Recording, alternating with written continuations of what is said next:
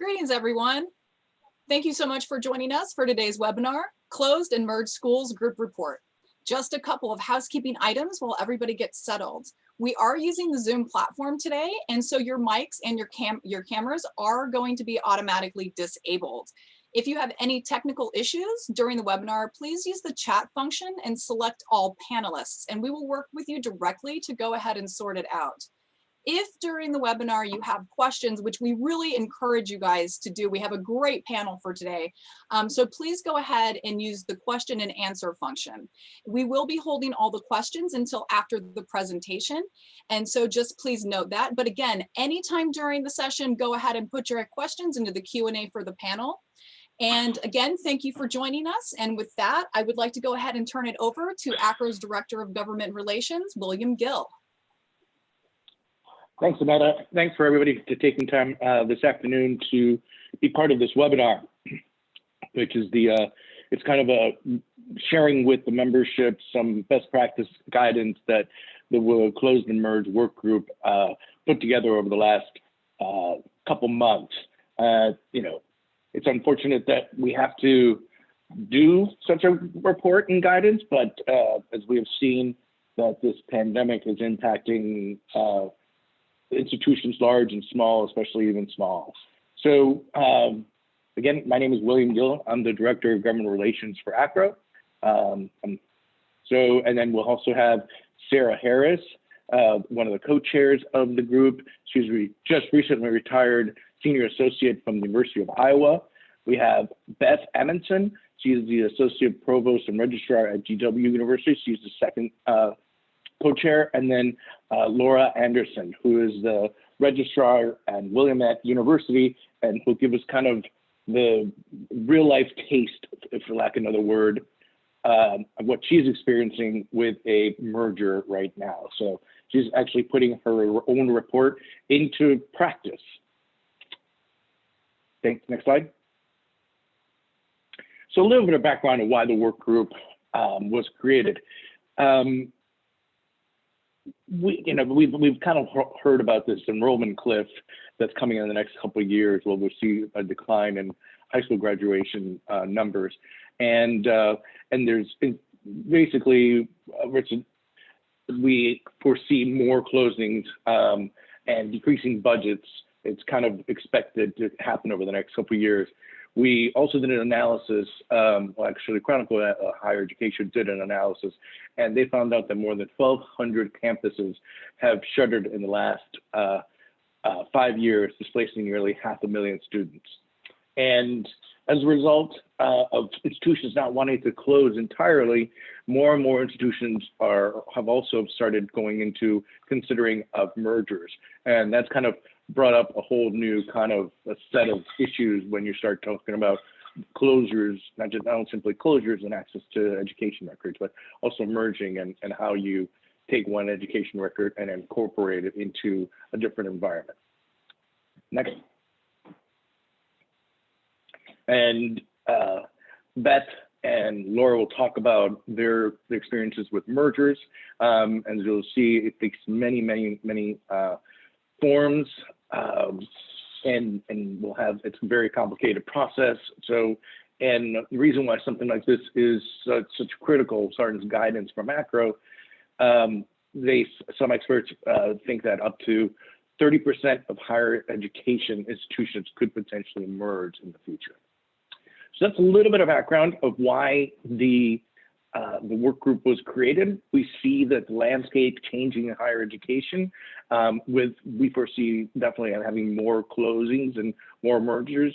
And so we wanted to kind of make sure we had some best practice guidance for institutions of how they should incorporate these, some changes, and make sure that everybody will still have access to education records.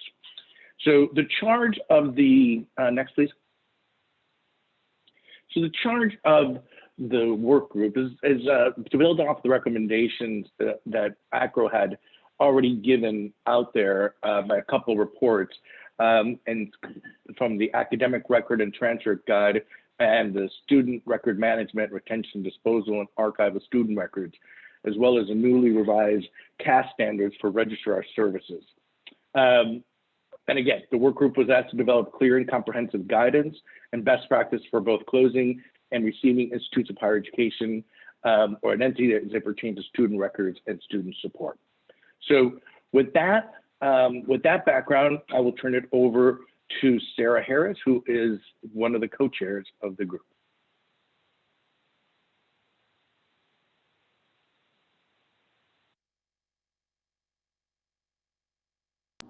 Sarah, you're muted. Just remembered that. The work group had a total of 10 members, of which Beth Amundsen and I co-chaired. We had representatives from small to large, and we had 2 different people on the committee that were representatives of public systems. We were private schools, public schools, 4-year schools.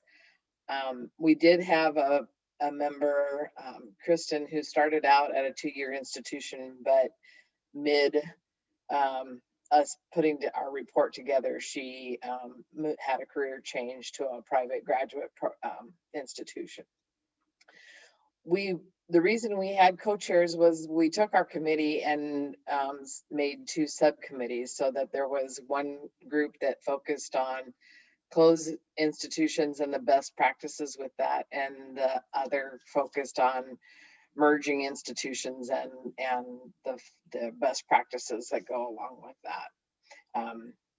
So it was an easy way to not have to bite the whole bullet yourself when we were doing the work. Next slide, please. So if an institution is ceasing to operate, the first important element that they need to do is coordinate and inform and coordinate the receiving entity, whether it's another institution or in some cases the state office of Department of Education may determine where those records are going. But after developing that relationship with the receiving entity, the second most important notification needs to go to the students, both current and former students. Establishing a timeline is critical so that access to those records is always maintained.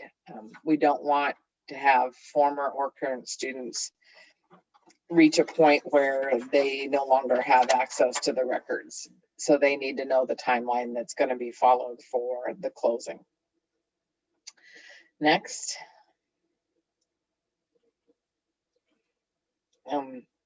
So the most important, well, not most important, all the bullet points are things that need to be done, but not in any particular order.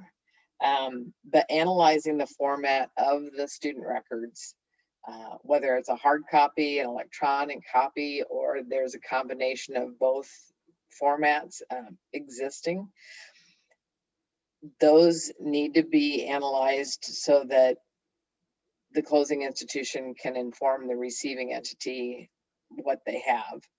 And for closed schools, we're strictly talking about the transcripts. That's the most important element that needs to remain for a student's success continuing on after the school has closed. So then there's evaluations. Is the student information system the same, or will they have access, the receiving institution have access to it? Once the records are transferred, you know, how do students order the records? And one surprise has been found when closing institutions. So does the closing institution also already have another closed institution's records? The couple of years ago when the American Institute of Business in Iowa was closing, we went over to retrieve those records, and they handed us a small index card file, and they said, oh, by the way, here's Capital City Commercial College's academic records, and they were literally in a little 2-drawer index file cab drawer type thing. So we inherited more than we had anticipated, and they did not have an inventory of that one. Next, please. So create an inventory of all the student files, the file types, formats, and things like that. So that helps you do the closing institution do a couple of things. That way they can go through the records and purge documents that with their retention policy, the records that won't be transferred, and that helps save time and costs. And then the receiving entity also obtains the records in the same format, so that when having to reproduce the transcript, if it was ordered, hopefully the closing institution's name is on each document so that there is a continuity of what that record is. Next. So as I said, the removing holds will likely not want to be transferred with the records. So if there's any financial holds or things like that, obviously the closing institution doesn't want to burden the receiving institution with those. So it's best to remove all holds that are on the records and keep your accrediting agencies informed of the closure and then the process that you're following. So FERPA, students of closed schools still have the right to inspect and review their records, but the time frame for any changing may be closed. So if they think they earned a B+ instead of a B, once this institution is closed, that time frame is closed as well for that type of analysis. So it's important. That's another reason it's important to inform students early on that the school is closing. Next. Receiving entity needs to know the retention policies that were followed by the closing school. And also that allows for students to know the access that they have available to them, that they're not going to be able to view maybe their application for admission, that it's only the transcript that they're going to be able to inspect and review, but they can order it. And as well as if resources allow at the receiving institution, students may want to, or family members may want to do genealogy studies on those academic records. So that's a hard line to follow. If your institution is a receiving institution or a custodial school and you have multiple closed schools, it's a challenge to have the resources available to do genealogy studies. As we discussed, the school that's closing probably is doing this as part of the financial restrictions. And so the receiving institution or entity is not likely to get money in addition to the records. So you'll have to analyze whether you want to charge for those transcripts that are being requested from the closed schools and things like that. So that's just a snapshot of the best practices, and I am going to turn it over to Beth for the merging. Thank you so much, Sarah. As Sarah mentioned, I can start it off by saying ditto what Sarah said. Almost everything that applies to closing institution largely applies to mergers as well. But there were a number of additional considerations that our working group identified.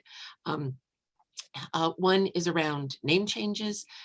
Are both institutions going to be, as they merge, are they going to be coming out of that with a new name, or will one of the institutions continue with their name, but all of that affects how you keep the records going forward. A big piece was the how do you merge the records for students who are enrolled at the institution at the point at which the merger happens. Effectively, they can have a split record. Half of their record was created while they were enrolled at, one institution, and then they effectively move with the transition, with the merger. And how are you going to manage that record to keep it as a comprehensive record of that student's entire academic history? There are some special FERPA considerations. I was involved in a merger that happened with approximately a month before the start of the fall semester.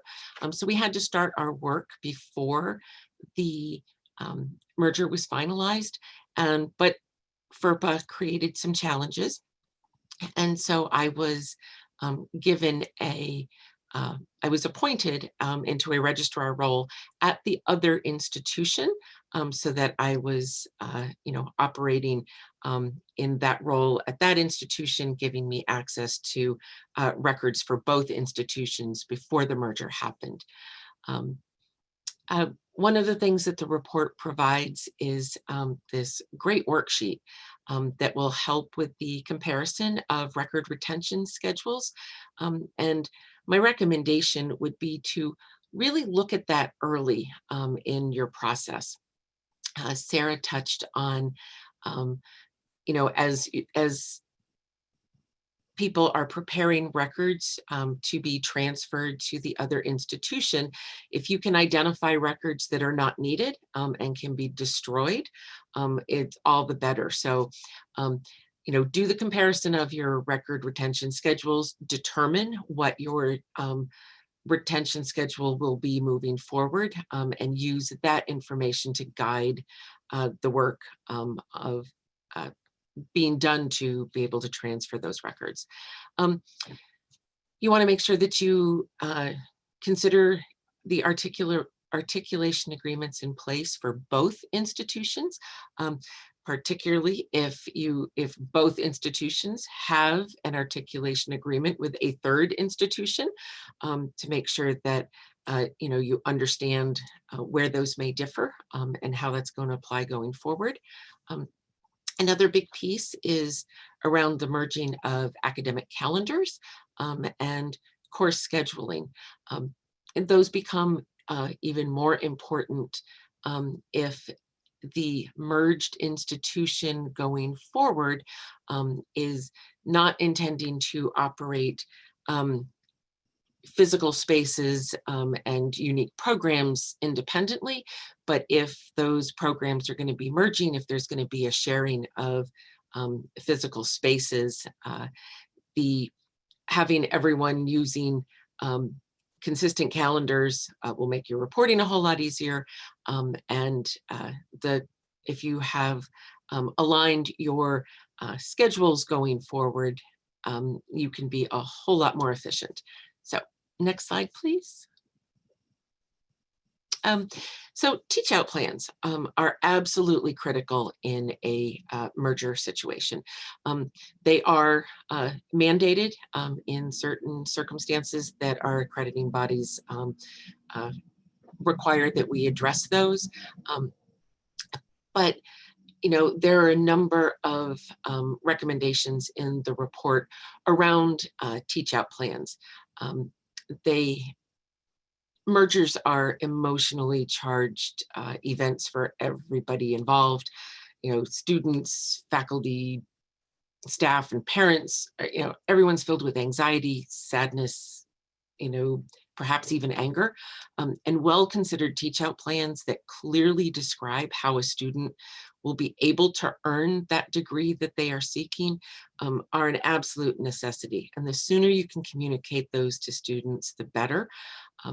And we also recommend that, you start thinking about how you're going to handle students who are unable to complete their degree before the teach-out period expires.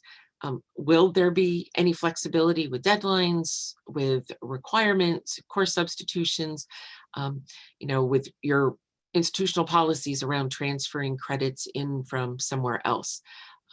Are there particular courses that might not be offered every semester? How will students be advised so they don't miss perhaps their only opportunity to take a required class? Next slide.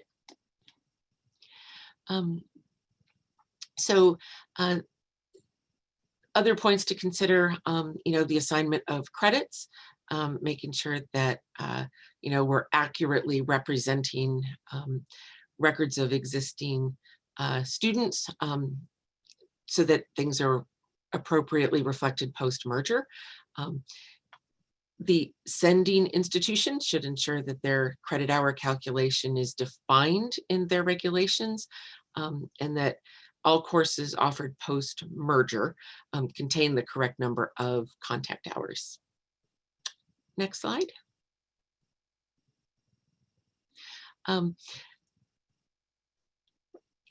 It's important that with the merger that the transfer of record contains all your catalogs, or bulletins, course syllabi.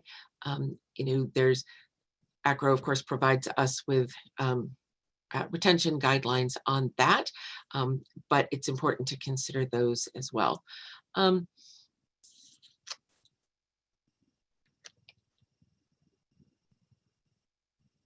Okay, slides are switching. Can we move forward a couple? Perfect, thank you so much. It would be wise to, in the process of the merger, to be considering other records as well. With the financial aid records, we do need to make sure that all of the records that were used to determine Title IV eligibility need to be accessible for 3 years after that FISAP was completed. Does not necessarily dictate how those records are to be maintained, but you do need to make sure that they are maintained and accessible in some manner. Medical or treatment records. As we all know, that once those medical or treatment records are shared with those who are not providing care, they cease being treatment records and they become education records. If during the merger, those are records that are going to be retained and sent to counseling records, for example, being sent to the merged institution counseling office, it would be wise to kind of address those up front to make sure that those records don't pass through the hands of the registrar's office. We want to make sure that those are transferred directly from treatment providers to treatment providers so that we can avoid converting those into education records. Next slide. Similarly, those veteran benefit records,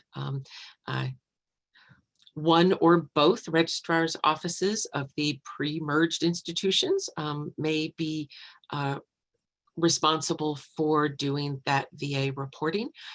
You want to make sure that you give some consideration to when that merger is done, how those records are being maintained, because we may still be subject to audit by the Veterans Affairs auditors that we all know so well. There's a number of recommendations around notifications that will need to be done, designating new school officials, and making sure that there are appropriately identified points of contact for all of that. Next slide.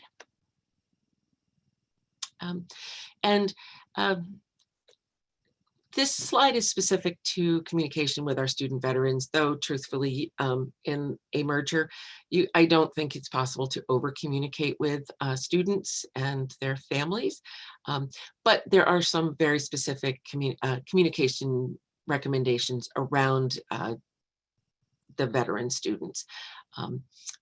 Making sure that students know who their new school certifying officials are, making sure that the yellow ribbon agreements are reviewed, considered, and if agreements are not changing, being sure to reassure students, because obviously that will be one of many points of concern and anxiety for students until you're able to give them the reassurances that they need.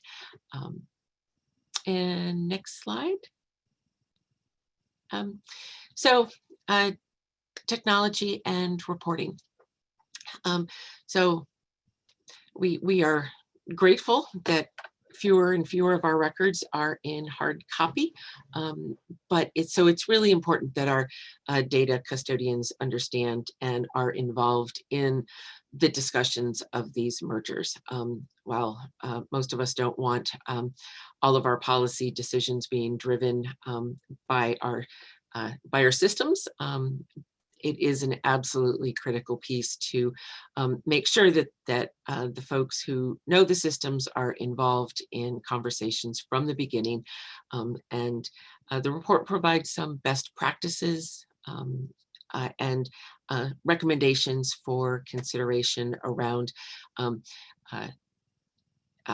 mergers and the information systems, mergers and reporting out to clearinghouse or NSLDS.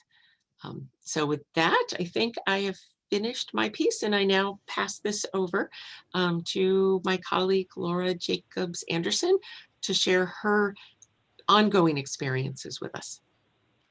Thanks, Beth. Laura, thanks, Beth. Laura, real quickly, right before you get started, I just want to jump in and remind folks to start thinking about some questions that they can start populating in the Q&A section. So we have so we can continue the dialogue once Laura finishes up with her experience. Thanks. Great. Yeah, again, thanks, Beth. So I'm Laura Jacobs Anderson. I'm the University Registrar at Willamette University in Salem, Oregon. Just to give you some context, we're a small university with 3 schools. We have a College of Arts and Sciences with a fall 2020 headcount of just under 1,300 students, a College of Law with around 330, and a School of Management with about 150 students. Those numbers don't capture our joint degree students, but they give you a good overview of our makeup. The point is, we're a small institution. Our board sees us as a leader in rigorous liberal arts and professional education and has challenged us to grow, but to grow thoughtfully. I can tell you that throughout our work groups discussions, we were clear that we couldn't prescribe an order for closure or merger processes. There's just simply not a recipe that when done correctly results in a successfully merged or closed institution. It can't be done. Rather, we recognize that order and timeline have to be determined by the institutions involved, based on circumstances, based on timing, based on emotion sometimes. This has been very, very true for Willamette University. In July of 2017, we announced a due diligence process to merge the Claremont School of Theology from California into the Willamette University family, they would become our 4th school. With this merger, we've had the luxury of time. There's a lot going on, so there's not even a merger completion date set yet, for all kinds of reasons that I won't bore you with. But I can tell you that the merger has been on our minds for so long that it's incorporated in everything that we do. Every meeting we're in, every decision we're making, someone around the table. In fact, the CST people are at the table in most cases. But even if they're not, someone around the table is saying, how's this going to affect our merger with CST? What effect is this going to have on their people, on their records, on their students? How do we incorporate them in the decision making? So it's been top of mind. So while we've had the luxury of time with the CST merger, time has not been our friend with regard to our other merger. In fact, it's felt like a race against the clock because, of course, if you're going to do one merger, why not do two? And why not do one during a pandemic? Sure, sign me up. Next slide, please. On September 17th, 2020, we announced that we would be merging with the Pacific Northwest College of Art out of Portland, Oregon. Our target merger date for that one is January 1st, 2021. I'll give you a second with those dates. We're moving fast. Stuff's real. Not much time at all. It's really not. So one of the first things we did, our merger implementation steering committee asked each unit to identify key items that absolutely must be done in time for a January 1 merger if it can happen, and to get moving on those. So from a registrar's office perspective, I collaborated very quickly with my colleague at PNCA and worked out what we thought were top of mind, absolutely have to be done things. And what we decided was the transcript paper, merging our veteran certification work, and coordinating our National Student Clearinghouse reporting. So in terms of the transcript paper, I think I want to start there. While we're likely to be a merged institution, we may be a merged institution by January 1st, our databases will not be merged. It simply can't be done in that time frame. The plan is to merge databases this summer. Again, optimistic, but that's the plan. So while we're functioning in two databases, that means we're going to have to print transcripts out of two databases. But using our report as a guide, I know that we need to be using the same paper. So we're merging our key information, all of our information for the transcript paper, getting that all into one format. But here's the twist, and something that I didn't think about when we were working on this report. We're in two different databases. Willamette University transcripts print landscape. PNCA transcripts print portrait. So we're going to have the same paper, except it needs to be different because we need different layouts. Didn't think about it, had to think about it now. I've given our report to everyone on both teams to start looking at for their areas, and I think that's been helpful. I've asked the veteran certifying official at Willamette University to work closely with the veteran certifying official at PNCA to start working through the details of what's going to need to happen. As Sarah mentioned, again, I've started to use our work group report as a guide in this process, but it sort of starts reminding you of the things that we didn't think about or that we couldn't think about. But our report has served as a guide even in those cases where I can look at our report and say, the report, we decided in the report that this should happen. Now, my little twist isn't addressed, but how do I apply it? How do I apply what we as a work group said and use it to move our process forward? So, Sarah alluded to this. What do you do when, we addressed what do you do with a merger when, when you're taking on that other school's records, how do you annotate that on your transcripts? But now what do you do when the school with which you're merging also is a record custodian of another institution's records? We didn't exactly address that, but I've taken the approach that I've changed the note that we recommended in our report to address that we're taking on records that school took on. So kind of a third hand handoff. One of the other things,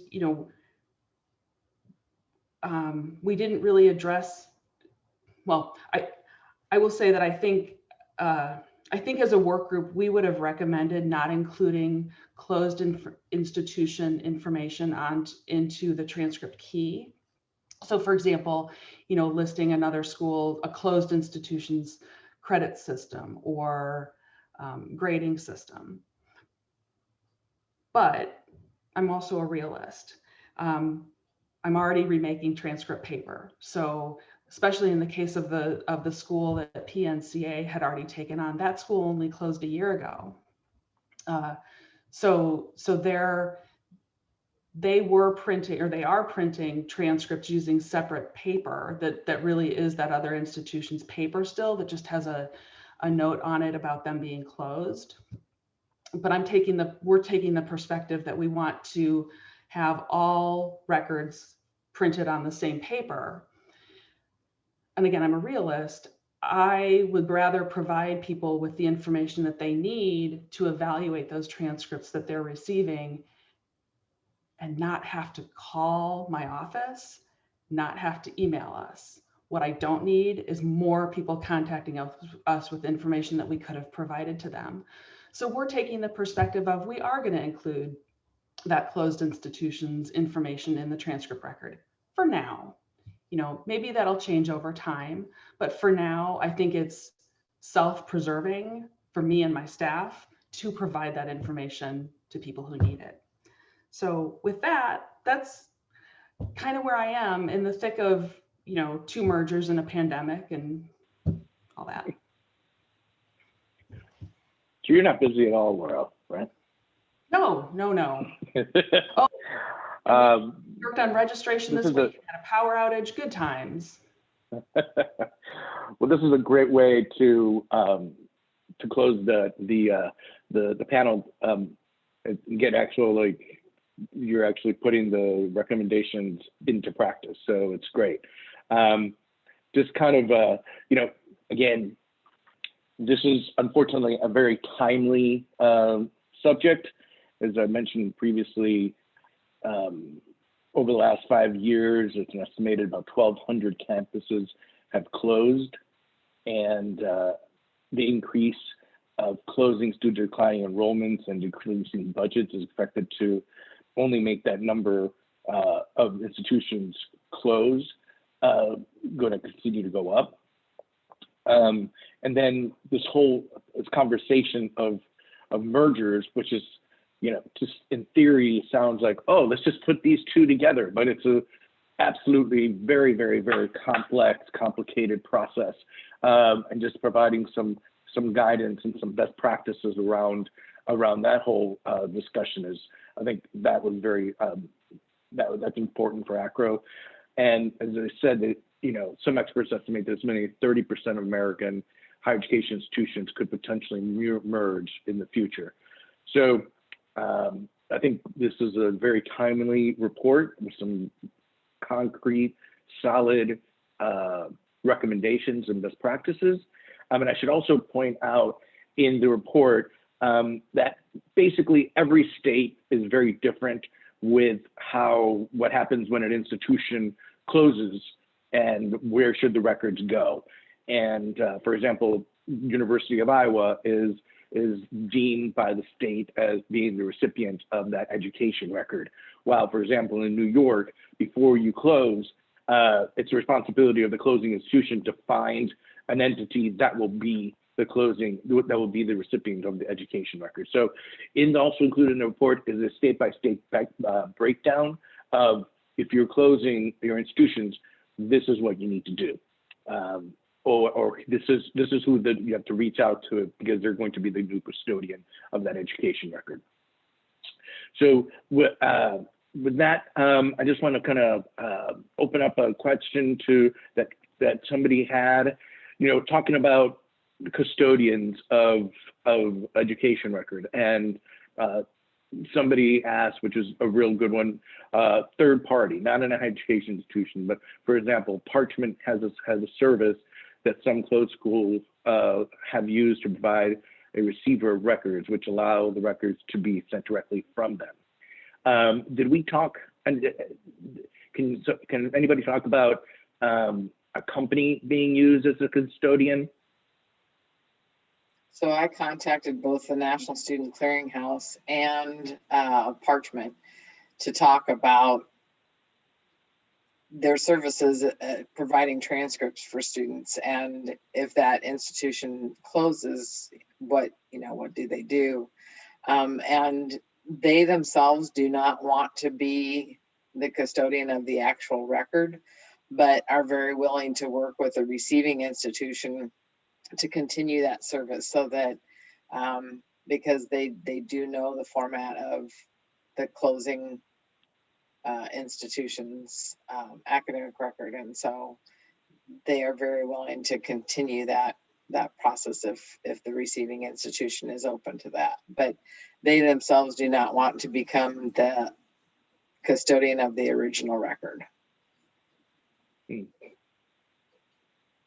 I forget specifically, but did we make any recommendations regarding a company? Is there anything different regarding if a company is the custodian of the education record? I don't remember if we. I think there's appendices in the back of the report with the notes from both Parchment and Clearinghouse.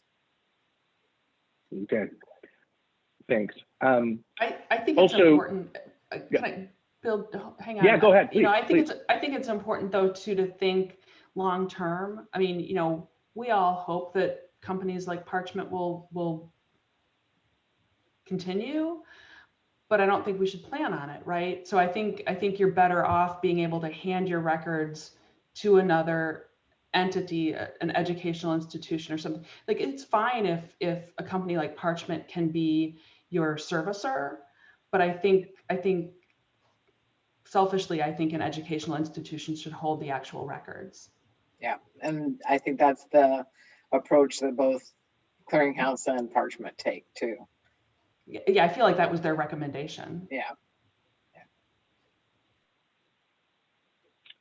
Another question that just popped up is that we recently, ACRO recently put out a report that's showing that many student transcripts are being held for debts to institution many times is less than $50.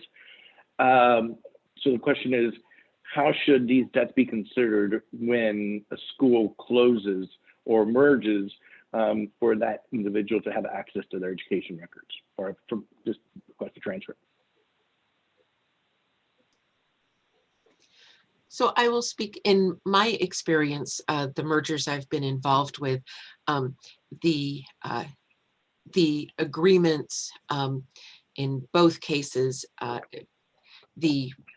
these were both mergers where one institution was being absorbed by another, and the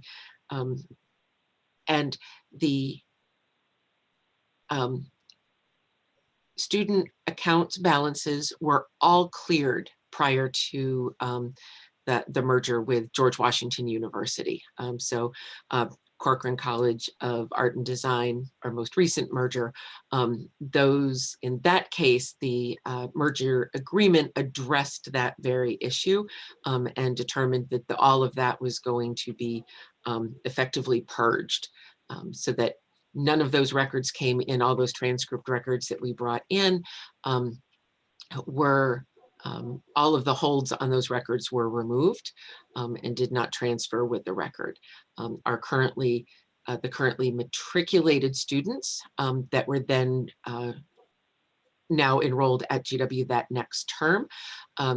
There was effort to collect any outstanding tuition payments, but there was not a, those debts did not follow the student to our institution.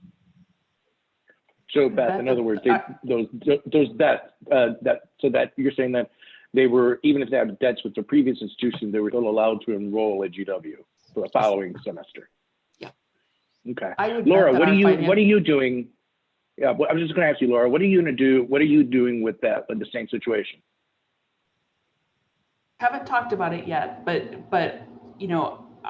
I think that from speaking, I would suspect that our financial folks would want the debts to be cleared, right? Because consider that the merging institution or closing institution ceases to be a legal entity, right?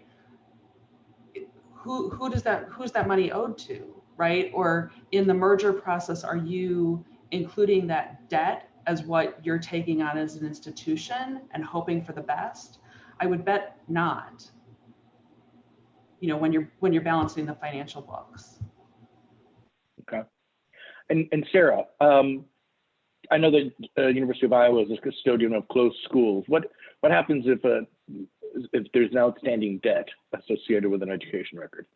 Yeah, so of the 26 closed schools records that we have right now, we did not bring forward with it any of the indebtedness from the previous institutions.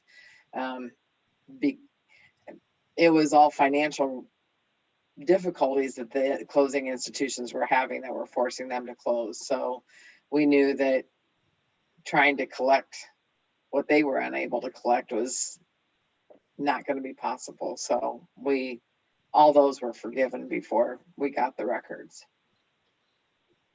We do, however, assess a transcript fee, not for University of Iowa transcript students, but we do for issuing transcripts from any of the defunct institutions. If it's for an academic reason that they're requesting a transcript. If it's a genealogy request that we've had time to explore, those aren't, there's no fee for those, but we do charge for transcript requests going to other institutions or employers or the student themselves. So it sounds there's a common thread in there for any outstanding debts. Just a question. As you mentioned, Sarah, there were two subgroups. One that focused on close and recommendations, and the second one that focused on mergers.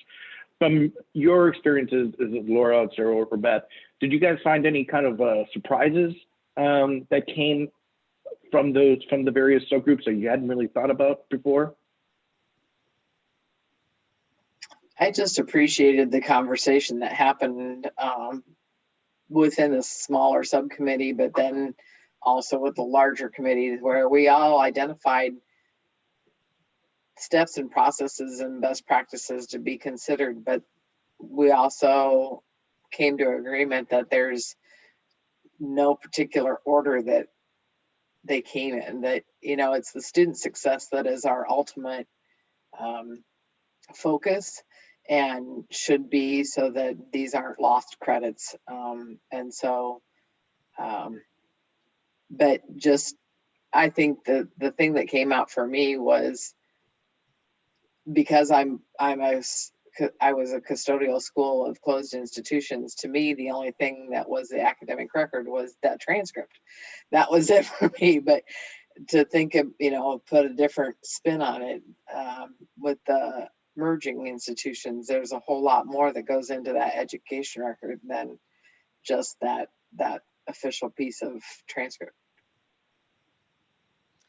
And I would say for the mergers group, the thing that I really was struck by was kind of what felt like shared experiences. Each one of the mergers that we were discussing were, very different in lots of ways.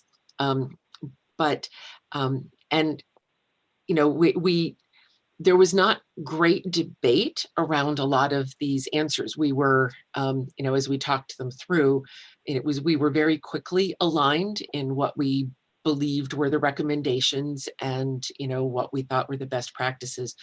Kind of the surprise for me was,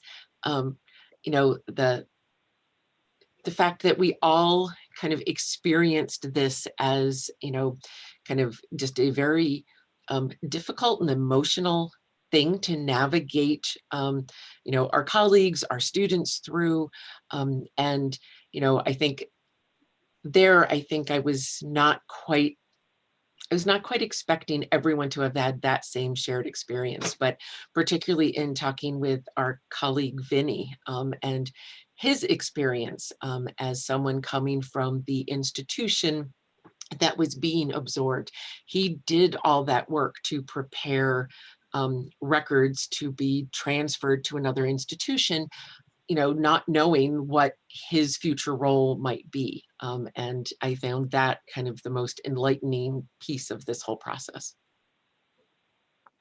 And if I can jump in there a little bit too, I have to say that this experience was great. I mean, as much work as it was, again, during a pandemic, because we didn't all have other things going on too. I've got a whole new community of colleagues. I know that ACRO people are smart. I know that my colleagues are smart, but now I have a whole new colleague group that I can address questions to if I have them as I'm going through this process. So, I have to say that was one of the things that going into signing up to volunteer for this work group that I didn't really consider as a positive outcome or as an outcome at all, but it's been an outcome. I have a whole new group of friends. Thanks. Sorry for the disturbance, folks. A UPS driver must be stopped by. Bill, if I can say so, for me, I guess the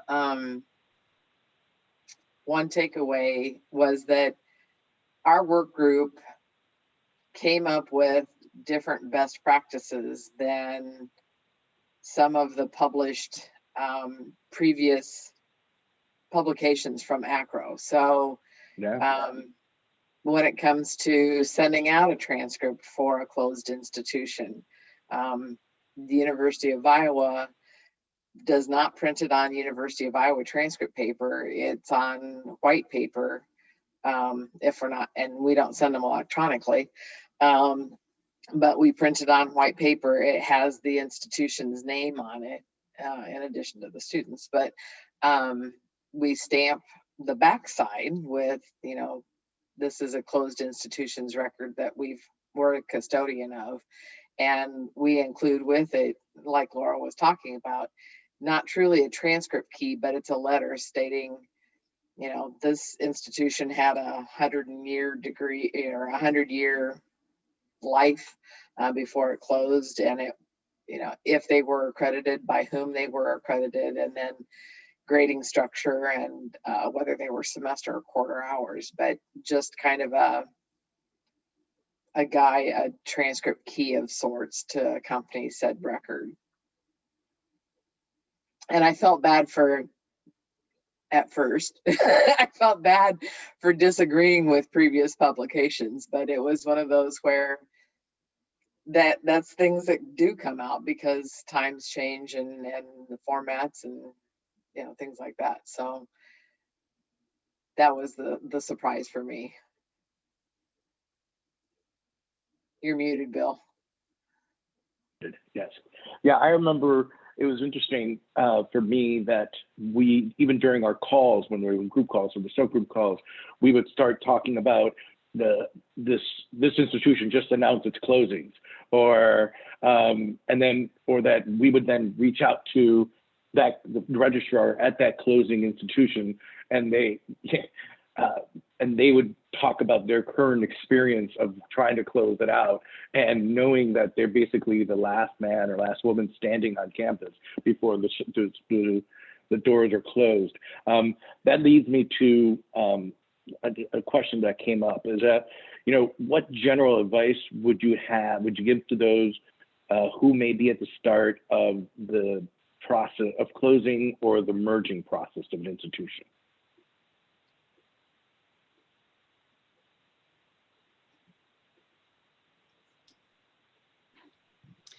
So I'll start. I think my advice would be to, don't hesitate to reach out to your colleagues. When I was going through this, I kind of felt very alone, and that I was, I had some obligation to figure this out independently. After having gone through this, I'm kind of like, where were these people, 5 years ago? I needed their wisdom. And now you're the expert.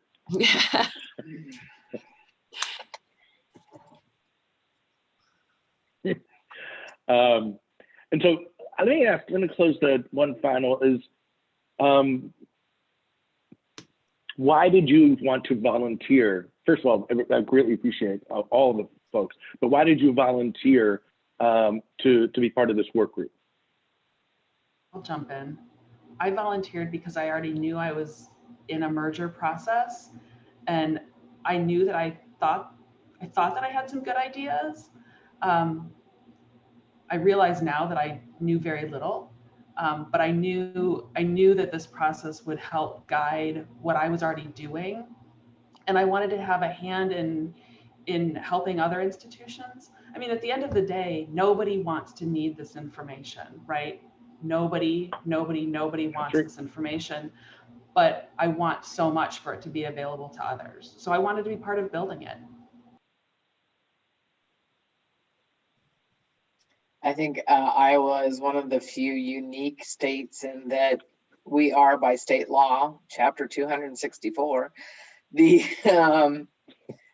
I can quote that code. We are the custodial institution for post-secondary. So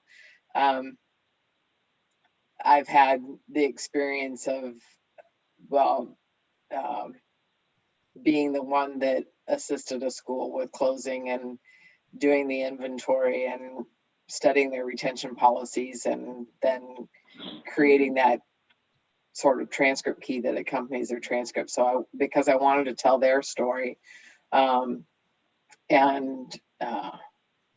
just help give guidance to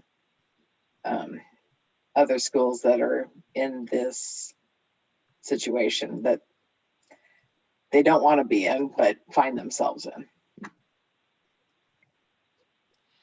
And for me, it was when I saw the call from ACRO looking for volunteers.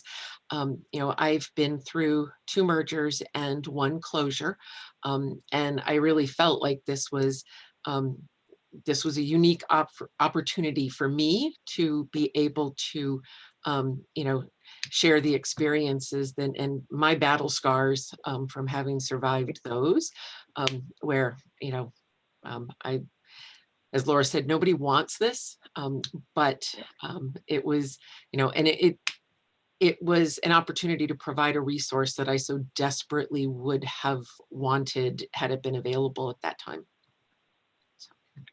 I think that's spot on. I think just the numbers, the enrollment cliff, and reduction in funding and all that kind of stuff. I think, unfortunately, you guys hit it spot on. Unfortunately, this is something that's probably we're going to continue to see with more schools that are closing and merging. 1,200 in the last 5 years, and so I think I really want to take the opportunity to thank Sarah for her leadership and co-chair of the closed schools work group recommendations, and for Beth. And I do literally, and she was for her leadership in the merged schools subgroup, bringing it all together. Laura, your participation, all the participation of all the work group members that brought so much knowledge to the discussion. As a staff member, I just sit back and you guys just ran with it, and I learned so much, and I think it's going to be really, really helpful for the membership and for others that Beth, so now there's going to be something out there that, you know, is helpful and guidance. And Laura, now you have some not only going to get experience, but you also have a whole bunch of your questions answered as you move forward in the next couple mergers. So again, thank you everybody for taking the time for being part of this webinar today. But more importantly, thank you to Laura, Sarah, and Beth for being part of the work group and doing this tremendous guidance and work. So thank you very much. Annetta, is there anything else? No, absolutely not. Thank you all so much for your amazing work that you've done on the report. And thank you everyone for joining us today. And we'll see you next time at another ACRO virtual series. Have a good day.